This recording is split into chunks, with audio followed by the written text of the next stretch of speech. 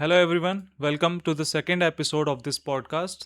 It's called Ghazal Sarai podcast. Ghazal Sarai का मतलब होता है गज़ल पढ़ना या गज़ल सुनाना या गज़ल परफॉर्म करना. इस पॉडकास्ट में हम क्लासिक उर्दू पोइट्रीज को पढ़ते हैं, उन्हें अप्रिशिएट करते हैं. We just vibe along with the poetries. I am Harsh Diwakar and he is Atharv Shrivas. Atharv से hi. Hi everyone, I am Atharv Shrivas, जैसा कि सर ने बताया। Okay, let's roll the intro. जो भी मांगो उधार दूंगा मैं, उस गली में दुकान कर ली है. Okay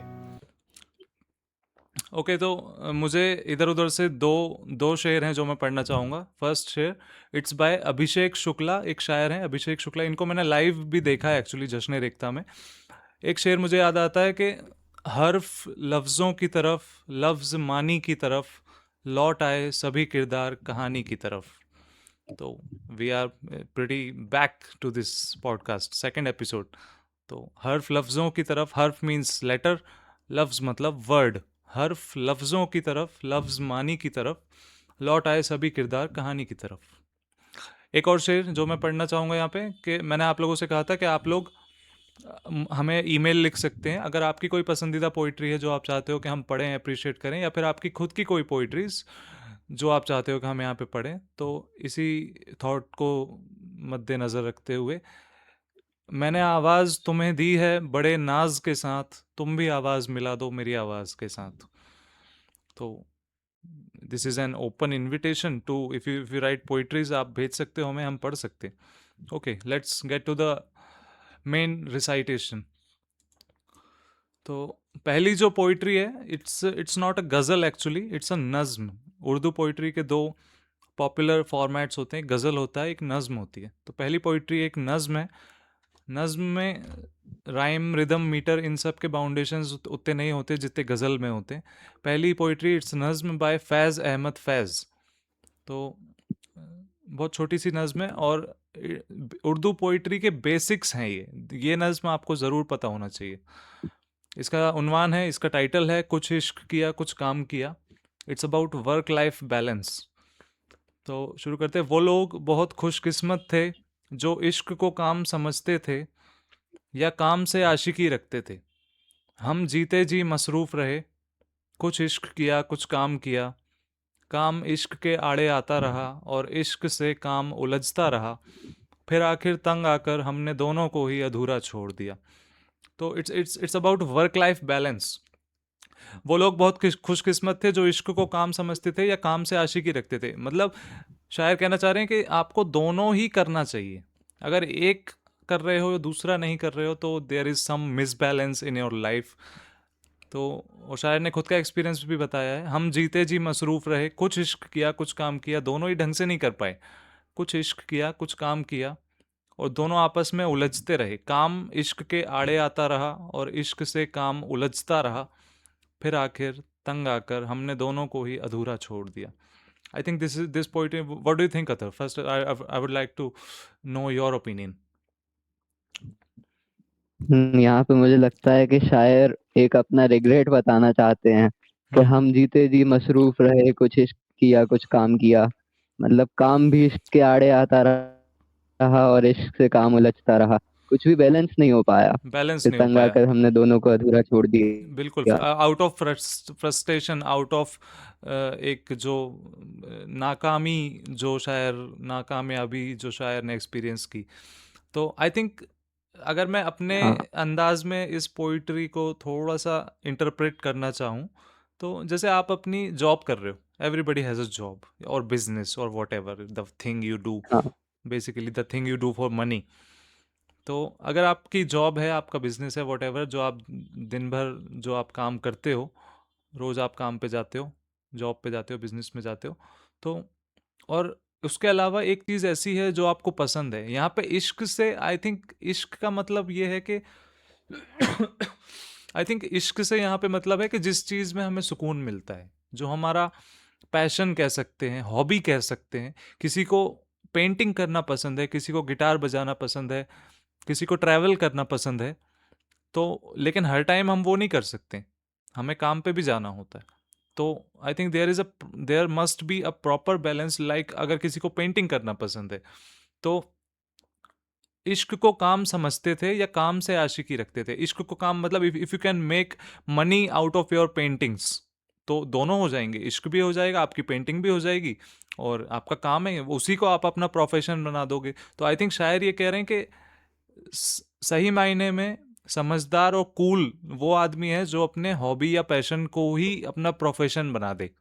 I think this is the moral, I think. सही क्योंकि बात क्योंकि है। दोनों हो गए। इश्क को काम समझते थे, मतलब आप इश्क कर रहे हो लेकिन you some way figure out to make money out of it और मेक दैट योर प्रोफेशन, या काम से आशिकी रखते थे, या फिर आपका कोई हॉबी प्रोफेशन ये सब नहीं है, आप जो अपनी जॉब कर रहे हो, जो अपना बिजनेस कर रहे हो वो आपको पसंद है, if you are doing what you like, तो आई थिंक वहां पे भी विन विन सिचुएशन है कि आप जो काम कर रहे हो उससे आपको आशिकी है, वो आपको पसंद है, तो भी आपको कोई दिक्कत नहीं, दोनों चीज हो गई। तो शायर ये कर नहीं पाए, उनने ये बैलेंस नहीं बना पाए। वो लोग बहुत खुशकिस्मत थे जो इश्क को काम समझते थे या काम से आशिकी रखते थे। हम जीते जी मसरूफ रहे, मसरूफ मतलब बिजी, हम जीते जी मसरूफ रहे, कुछ इश्क किया कुछ काम किया, दोनों ही ढंग से नहीं कर पाए, बैलेंस नहीं बन पाया। काम इश्क के आड़े आता रहा, इश्क से काम उलझता रहा, फिर आखिर तंग आकर हमने दोनों को ही अधूरा छोड़ दिया। तो ये थोड़ी सैड एंडिंग है, लेकिन आई थिंक ये फैज़ अहमद फैज़ जी ने ये नज़्म लिखी है, तो बाकी लोग ये नज़्म पढ़ें और उनकी एंडिंग सैड ना रह जाए। तो आई थिंक इससे हमें इंस्पिरेशन लेना चाहिए कि there has to be a work life balance in our daily lives. What do you think? थोड़ा लंबा एक्सप्लेनेशन हो गया, और एक्चुअली एक्सप्लेनेशन ये मैंने अपना हाँ, अपना ओपिनियन बताया कि मतलब इस पोइट्री का कोर कोर क्या है। I think the core of this poetry is work life balance. अगर आपको गिटार बजाना पसंद है, आप अपना काम करो, जॉब करो, बिजनेस करो, लेकिन इश्क के लिए, जो आपका गिटार बजाना आपका इश्क है अगर, तो उसके लिए भी टाइम निकालो और बैलेंस बनाओ। What do you think? इसको ऐसे भी समझा जा सकता है जैसे प्रोफेशनल लाइफ और लव लाइफ के बीच के बैलेंस की बात हो रही हो, हम्म। कि टाइम किसी प्रॉपर के लिए जो बैलेंस नहीं इश्क कर होता पा है, रहे हो। हाँ, जो लड़का लड़की वाला जो इश्क होता है वो भी अपन इसको वर्क लाइफ बैलेंस की जगह it can be your relationship and your profession, the balance between these, तो इट कैन बी हाँ, दैट ऑल्सो। हाँ, कोई बड़ा बिजनेसमैन है, वो बिजनेस ही किए जा रहा है हाँ, लेकिन और फैमिली उसकी के लिए लव टाइम लाइफ नहीं निकाल बिल्कुल। पा रहा है, लव लाइफ हाँ, और तो फैमिली के वो लिए भी एक, टाइम नहीं निकाल पा रहा है, या तो वो भी बैलेंस नहीं बन पाया मतलब। बिल्कुल बिल्कुल। तो let's get to the next piece of poetry. ये काफ़ी अच्छी नज़म है, आप इसको एक बार और ध्यान से पढ़िए। एक ही वर्ड था जिसका मीनिंग मुझे बताना पड़ा, बाकी सब बहुत इजी लैंग्वेज में ये पोइट्री है। Let's get to the next poetry. The next poetry is a ghazal, this was a nazm, ये इसको नज़्म बोलते हैं। अगली जो पोइट्री है वो गज़ल है। इट्स बाय अहमद फराज, नाम सुना होगा आप लोगों ने अहमद फराज जी का। Okay, let's start the first couplet. मतला जिसको बोलते हैं, मतला देखते हैं। इससे पहले कि बेवफा हो जाएं, इससे पहले कि बेवफा हो जाएं, क्यों ना ए दोस्त हम जुदा हो जाएं। वाओ, सच सच बहुत अ प्यारा नाइस, शेर है। सच अ नाइस थिंग टू से, कि वो पॉइंट आने ही नहीं देना है ना। इससे पहले कि बेवफा हो जाएं, क्यों ना ए दोस्त हम जुदा हो जाएं। वो बहुत ही एक ये फॉरवर्ड थिंकिंग वाला शेर है कि बेवफा हो जाएंगे, फिर आर्ग्यूमेंट्स होंगे, लड़ाई झगड़ा होगा, तो वाई नॉट के इससे पहले कि बेवफा हो जाए, क्यों ना आए दोस्त हम जुदा हो जाएं। बहुत काफ लॉजिकल शेर। हाँ, फ्यूचर प्रूफिंग वाला शेर है। फ्यूचर प्रूफिंग, जैसे आप पीसी लेते हो तो आप रैम और स्टोरेज ज़्यादा लेते हो ना, कि भाई आगे भी काम चलाना है, तो ये वो वाला शेर है कि इससे पहले कि बेवफा हो जाए, आगे का उतना पचड़े में पड़ते ही नहीं है, क्यों ना ए दोस्त हम जुदा हो जाएं। वेरी फॉरवर्ड थिंकिंग शेर। अगला शेर देखते। तो ये तो काफ़ी सही था। इससे पहले कि बेवफा हो जाएं, क्यों ना ए दोस्त हम जुदा हो जाएं। तू भी हीरे से बन गया पत्थर, तू भी हीरे से बन गया पत्थर, हम भी कल जाने क्या से क्या हो जाएं। धीरे धीरे चेंज आए और हीरे से पत्थर बन गए तुम, हम भी कल ना जाने क्या से क्या हो जाएं। तो चेंज आते रहते हैं, मतलब this is, I think this is basically the downfall of a relationship. हाँ, कि इम्पोर्टेंस कम हो गई है, हीरे से पत्थर बन गया। हीरे से पत्थर बन गया और बेवफा होने की नौबत आने वाली है। तो और हम भी कल जाने कैसे क्या, आई think this is a basically a downfall of a relationship at least. Downfall से मुझे बोर्ड्स की याद आ रहा है। बोर्ड्स कोई नहीं, कम बैक होगा, कम बैक होगा। तो I think this is a downfall of a relationships फिलहाल। तो अब आगे देखते हैं। तू भी हीरे से बन गया पत्थर, हम भी कल जाने क्या से क्या हो जाएं।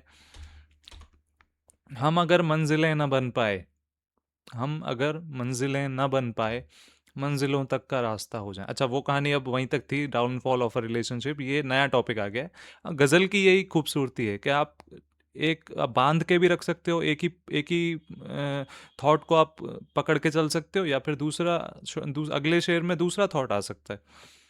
तो तू हाँ। तू भी हीरे से बन गया पत्थर, हम भी जाने कल क्या से क्या हो जाए, ये था।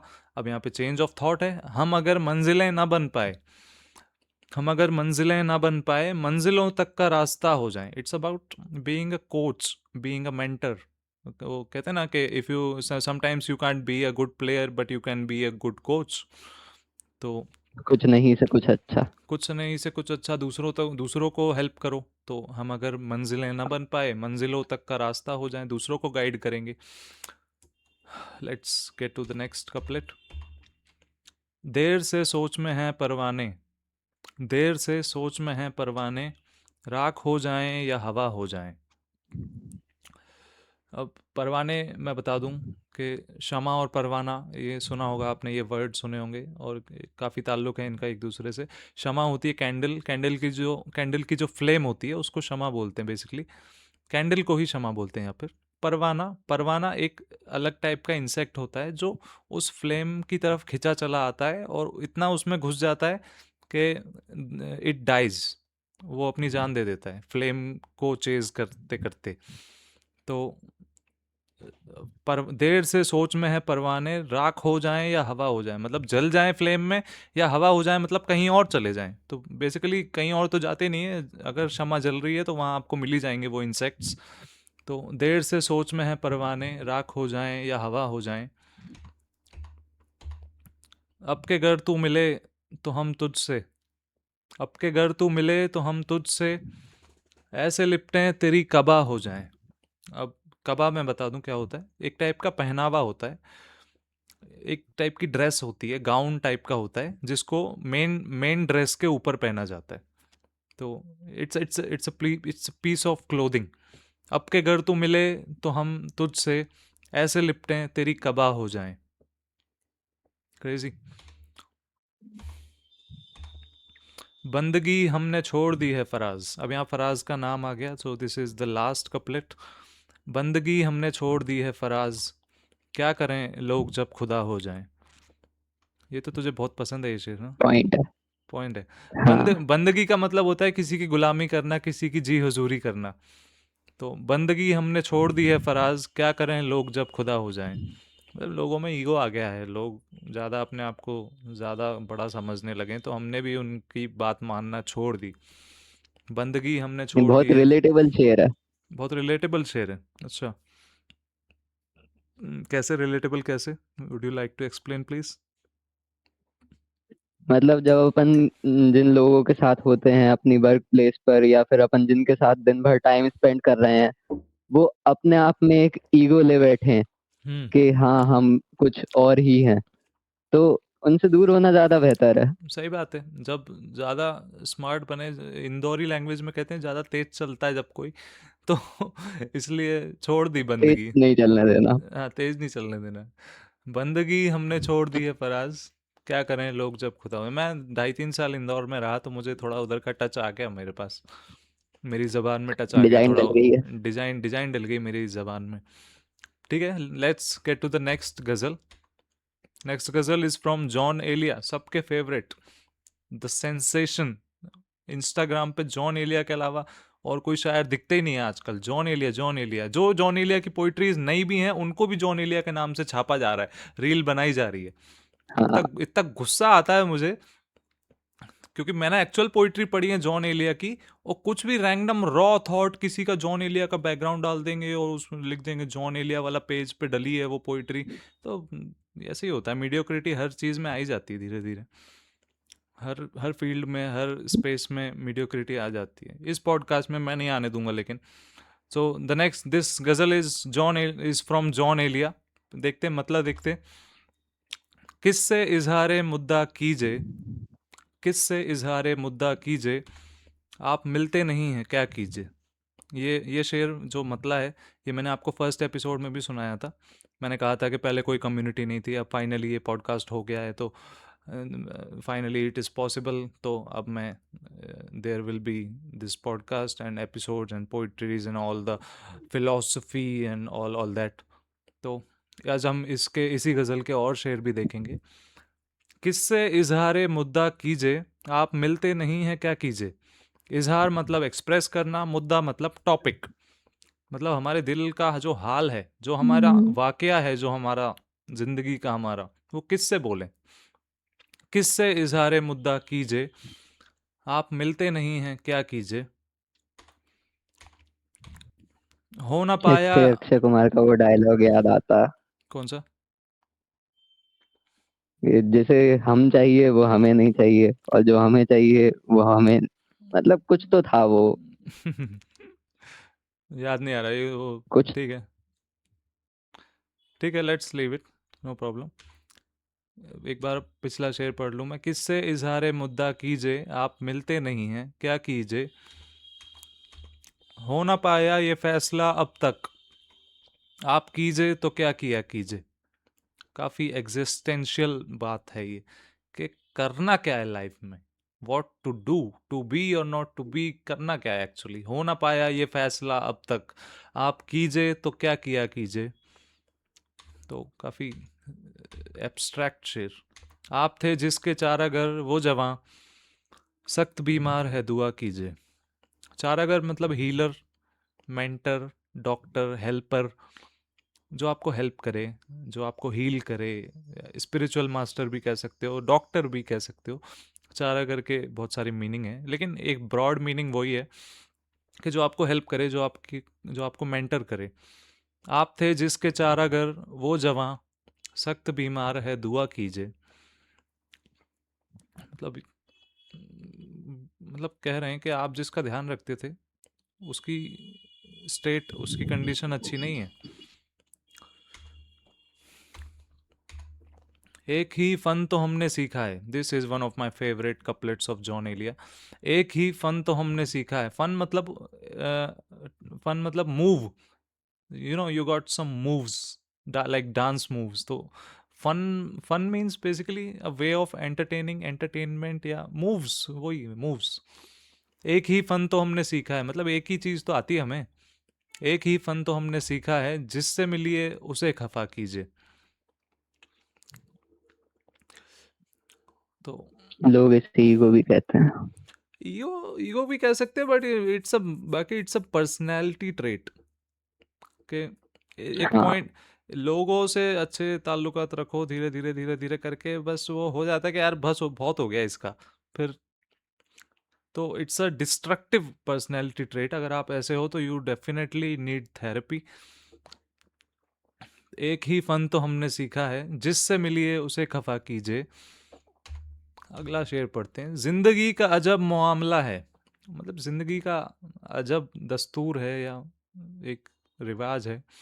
जिंदगी का अजब मामला है, एक लम्हे में फैसला कीजिए। You have to take decisions. There are points in life के जब आप अगर डिसीजन लेने में लेट करते हो, तो there will be negative consequences. जिंदगी का अजब मामला है, एक लम्हे में फैसला कीजिए, मतलब कम ऑन, जल्दी जल्दी, जिंदगी तेज चल रही है। मुझको आदत है रूठ जाने की, आप मुझको मना लिया कीजिए। काफी इनोसेंस वाला शेर है ये, खुद ही बोल रहे हैं। पहले के शेरों में खुद कुछ डिस्ट्रैक्शन था, यहाँ पे इनोसेंस है। कभी डिस्ट्रक्शन है, कभी फ्रस्ट्रेशन है, कभी प्यार मोहब्बत की बातें हैं, कभी खुद की बातें हैं। तो गज़ल ऐसी ही होती है, एक एक शेर में आप कुछ बोल रहे हो, हाँ अगले अगले शेर में कुछ और भी बोल सकते हो, या फिर उसी को भी कंटिन्यू कर सकते हो। तो ये काफ़ी इनोसेंस वाला शेर है कि खुद ही बोल रहे हैं कि मुझको आदत है रूठ जाने की, आप मुझको मना लिया कीजिए। मिलते रहिए इसी तपाक के साथ, तपाक मतलब होता है वार्मथ। मिलते रहिए इसी तपाक के साथ, बेवफाई की इंतहा कीजिए। इंतहा मतलब एंडिंग, बेवफाई को ख़त्म करो, ऐसा कह रहे हैं। मिलते रहिए इसी तपाक के साथ, बेवफाई की इंतहा कीजिए। मतलब Jaun Elia is just appreciating the good moments he is having with people, कि सही चल रहा है भाई, ऐसा आई होप कि ऐसे ही चलता रहे। Jaun Elia just is just saying this कि मिलते रहिए इसी तपाक के साथ, बेवफाई की इंतहा कीजिए। मुझसे कहती थी वो शराब आंखें, आप वो जहर मत पिया कीजिए। कोई कह रहा है कि आप शराब मत पियो, लेकिन जो कह रहा है उसकी आंखों को शराब कह रहे हैं जॉन एलिया। मुझसे कहती थी वो तारीफ। हाँ, मुझसे कहती थी वो शराब आंखें, आप वो जहर मत पिया कीजिए। मतलब वो शराब जैसी आंखों वाला या वाली मुझसे कहती थी कि आप शराब मत पिया कीजिए। This is just that. तो नाइस। मुझसे कहती थी वो शराब आंखें, आप वो जहर मत पिया कीजिए। रंग हर रंग में है दाद तलब। ये दाद तलब मतलब दादो तहसीन, मतलब एप्रिसिएशन। ऐसा रंग जिसको एप्रिसिएशन की तलब हो। जब कोई शेर सुनाता है तो हम दाद देते हैं ना, ताली बजाते हैं, हु करते हैं, वाह कहते हैं, क्या बात है, ऐसा ऐसा बोलते हैं। तो रंग हर रंग में है दाद तलब, मतलब हर रंग को एप्रिसिएशन चाहिए। रंग हर रंग में है दाद तलब, खून थूकूं तो वाह वाह कीजे। क्रेजी भाई। क्या बात है।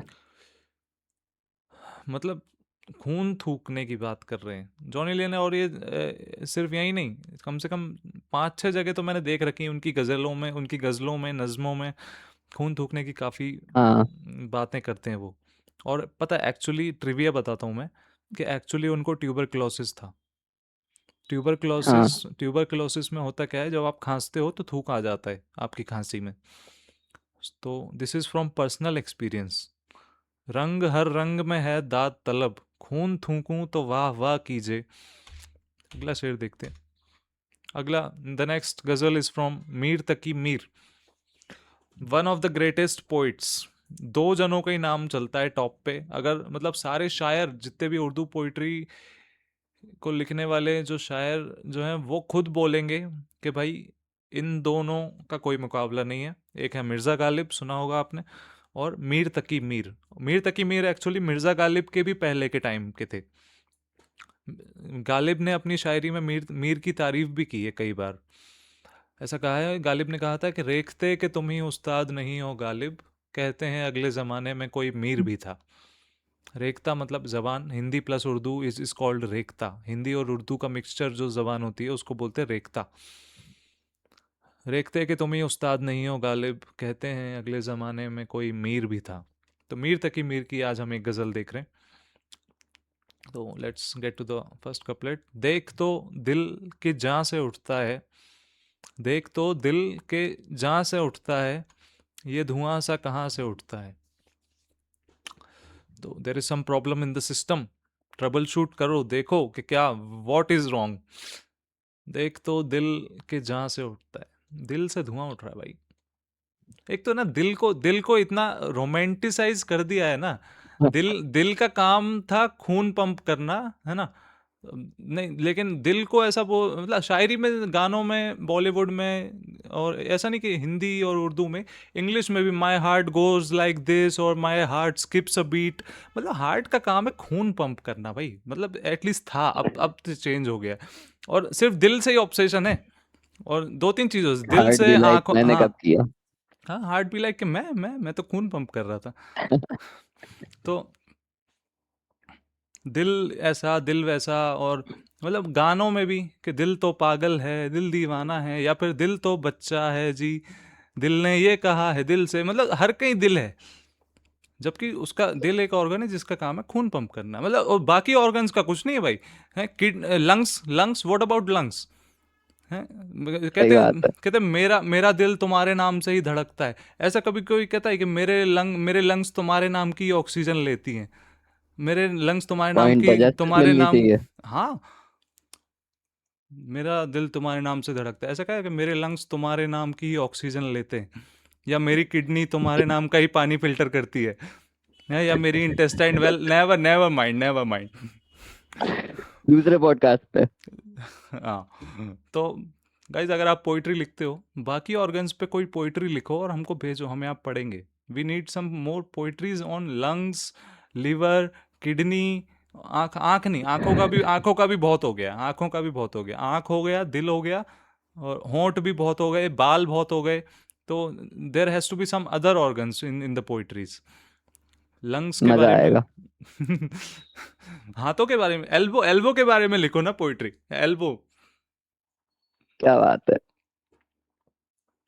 छोड़ो यार, अपन आपकी थिंकिंग बहुत दूर की है। लेट्स गेट टू द गजल, द इशू एट हैंड। देख तो दिल के जहाँ से उठता है, ये धुआं सा कहाँ से उठता है। गौर किस दिल जले की है ये फलक। गौर मैं बता दूं, गौर इज रेस्टिंग प्लेस, मकबरा, मज़ार, दरगाह, कब्र, ग्रेव। तो गौर किस दिल जले की है ये फलक।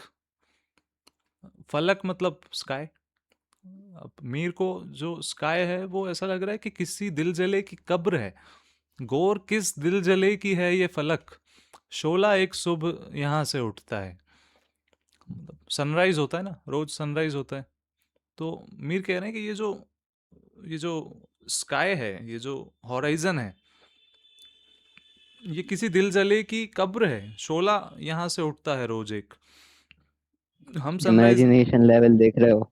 हम सनराइज देखते हैं, हमें ऑप्टिमिस्टिक लगता है कि यार न्यू बिगनिंग। मीर कह रहे हैं कि ये जो जहाँ से ये सूरज उग रहा है, ये जो हॉराइजन है, ये किस दिल जले की कब्र है, रोज सुबह एक शोला उठता है यहाँ से। तो पर्सपेक्टिव कितना कितना एक अलग ही out of the world perspective है ये। गौर किस दिल जले की है ये फलक, गौर मतलब कब्र, मजार, टूम।